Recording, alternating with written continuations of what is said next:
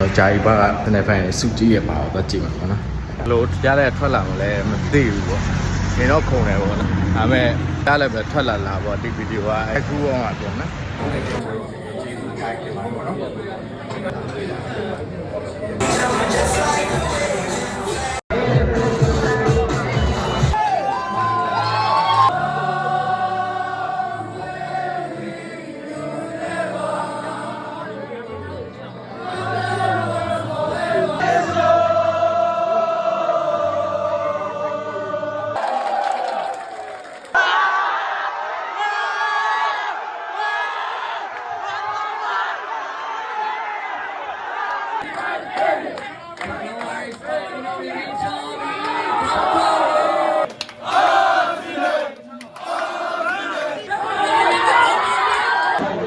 နေရပါလို့ဗျာမဟုတ်လို့ရှိရင်ဘလောက်တိုင်လို့ဖြစ်တယ်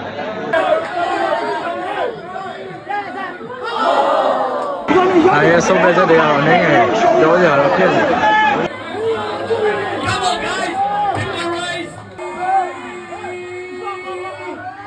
ဘယ်နဲ့တွေကတော့နှလုံးရောရနိုင်တဲ့အဆင့်တွေ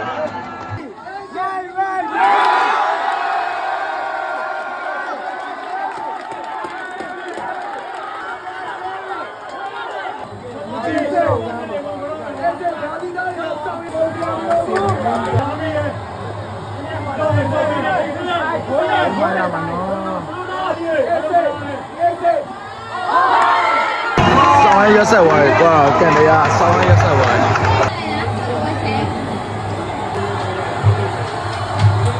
ာ့ရှုံးသွားပြီပေါ့ကွာ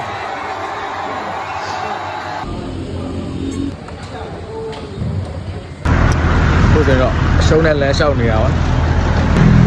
နောက်နှစ်ပေါ့ဒီနေ့မြနောက်နှစ်ပါနော်What the fuck is going on ဒီနှစ်က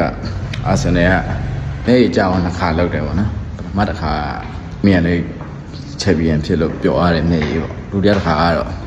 သဲကွဲရတာပေါ့ဗျာအားဖြစ်ဖြစ်အောင်မြင်တဲ့ရာသီတစ်ခုလို့ပြောလို့ရပါတယ် PSG လည်းဒီလက်ရှင်မှာတက်နိုင်တယ်